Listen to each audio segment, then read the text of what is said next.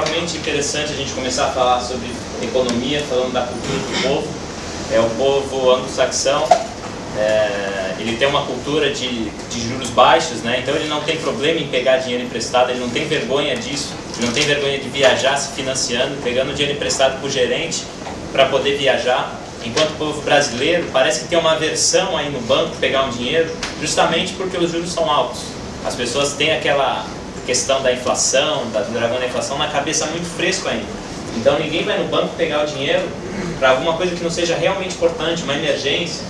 Então a cultura do brasileiro, a cultura, né, que vem da Igreja Católica é justamente essa, é a aversão a qualquer tipo de crédito. As pessoas preferem gastar o dinheiro próprio, né, o capital próprio, do que ter capital de terceiros. O dinheiro é considerado até uma coisa suja, digamos assim. Com certeza. Você vê pessoas que têm lucro, grandes empresários, o pessoal sempre pensa, pô, esse cara aí está tendo lucro, deve estar fazendo alguma coisa de errado. Enquanto a palavra work, que vem, né, dos anglo-saxões, é uma conquista, é uma vitória. Já pra gente trabalho é aquela coisa, vou trabalhar, vou pra luta, como escravo, entendeu? Então essa questão cultural influencia muito nessa questão de emprestar dinheiro, de fazer ela estar alavancado, né? E que a gente acho que vai depois conversar mais sobre isso. Também, para quem viu essa semana passada, o Papa foi à TV para dizer, condenando o dinheiro, dizendo que o dinheiro na verdade não existe, o que existe é a fé. Então é bem a religião influenciando na cultura do povo. Eu queria ver as igrejas dos jesuítas baixando o preço da mensalidade, né, cara? É verdade, falar é fácil. Mas isso nos remete à questão da economia brasileira. Nós vemos aí declarações após declarações dizendo que nós estamos praticamente numa ilha, estamos isolados dessa crise.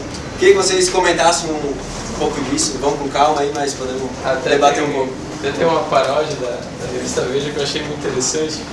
É que o Brasil viveu vários momentos ruins num mundo bom. É como se o mundo inteiro estivesse dentro de uma festa e o Brasil não tivesse traje apropriado e ele era barrado lá na porta, ficava de fora lá da festa mundial. Agora o Brasil foi lá, comprou um fraque, tá muito bem vestido, mas acabou a festa, né? O Brasil tá bem vestido. Tá na festa sem ninguém. Tá só na festa. Realmente, quando se fala em Brasil, a gente vê que houve vários passos que foram feitos e que contribuíram muito. Um dos passos foi a política econômica e de exportação do governo Lula, onde ele mudou a política. Antes a gente exportava principalmente para os Estados Unidos e para a Argentina. Hoje em dia a nossa exportação é realizada ao longo de todo o mundo, com produtos diferentes, com mais serviço agregado, mais agregação de valor aos produtos. E também a gente pode ver que também houve vários passos para um crescimento sustentável. Não aquele crescimento de voo de galinha que acontecia antes. O Lula tentou lançar o PAC, apesar de não ter sido tão bem sucedido, mas foi uma ideia. Fez vários incentivos à agricultura. Então houve várias intervenções governamentais que contribuíram para os resultados que a gente tem hoje. É bem verdade que muitas das coisas foram plantadas no governo. Essas intervenções, Vitor, remete a essas duas figuras que nós estamos vendo, Guido Mantega e Meirelles. Eu acho que você aí falando Guido Mantega, Meirelles, falando do Lula, ele deu muita sorte também, cara. Se você for ver as crises que ele enfrentou, a única crise que ele enfrentou foi a crise dele mesmo. Foi em 2002 para 2003, aquela crise de confiança, enquanto o Fernando Henrique enfrentou a crise asiática dos tigres asiáticos, enfrentou a moratória da Rússia quebrando, enfrentou a crise da Argentina. Então, é fácil, né, você falar que o mundo inteiro está comprando de você. Hoje em dia o mundo inteiro cresceu. Antes a gente tinha a superpotência Estados Unidos e os outros tudo cambaleando. Agora não, agora todo mundo cresceu. Então você vender para a China, está crescendo como está, é uma oportunidade que surgiu bem na época que ele assumiu. Então temos que pensar no todo, não só na política dele. Não, com certeza, eu concordo. Realmente a gente vê que, se vocês olharem, tem um gráfico enfoque.com.br que conta a história do Brasil, é bastante interessante de se ver. E a gente olha, no período do Fernando Henrique realmente houve várias crises.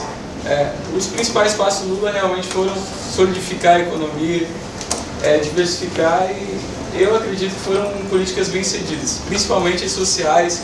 Eu acredito que um país apesar de ter essa ótica de crescimento e desenvolvimento, eu acho que tem que ter distribuição de renda. A gente praticamente eliminou a classe E da população. Claro, a política é assistencialista, traz votos, mas eu acredito que a gente tem que pensar um pouco no social, um pouco na cultura, para que a gente venha se desenvolver. O principal passo do Lula, eu acredito, tenha sido colocar o presidente do Banco Central lá, né? Que é o Henrique Meirelles do PSDB, que a única exigência que os estrangeiros fizeram foi: o Lula vai entrar, vai governar, mas o Henrique Meirelles tem que ficar lá na presidência.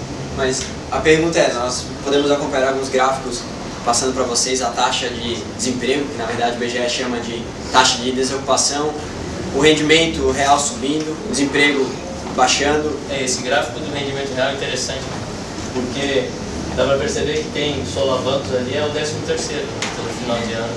Aumenta. Tá chegando. A inflação controlada.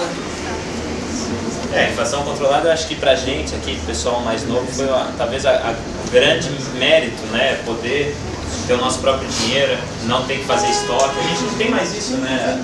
Antes, nossos pais aí viveram a infância deles assim. A gente mesmo, quando ia comprar alguma coisa, quando era mais moleque, a gente era em milhões de reais, milhões de cruzeiros, enfim. Eu acho que talvez pra gente tenha sido um dos maiores méritos dessa política desde então, é a inflação estar controlada. Um dos pilares dessa luta do governo Lula foi o combate à inflação, né? O Lula sempre pregou que no governo dele não ia ter inflação. Nesse ponto concordo com ele, acredito que realmente o combate à inflação é o mais importante. O crescimento a gente consegue, mas depois de estabilizar a primeira casa, tem que abaixar a inflação, não tem jeito. Mas, indo nessa questão da política monetária do governo, eu já acredito que não seja mais hora do governo continuar reajustando essas taxas, aumentando juros, porque eles aumentam os juros para combater a inflação. Como é que eles fazem? Eles aumentam os juros, aí o consumidor não vai pegar mais dinheiro porque o dinheiro está mais caro, e consequentemente a demanda dá uma baixada.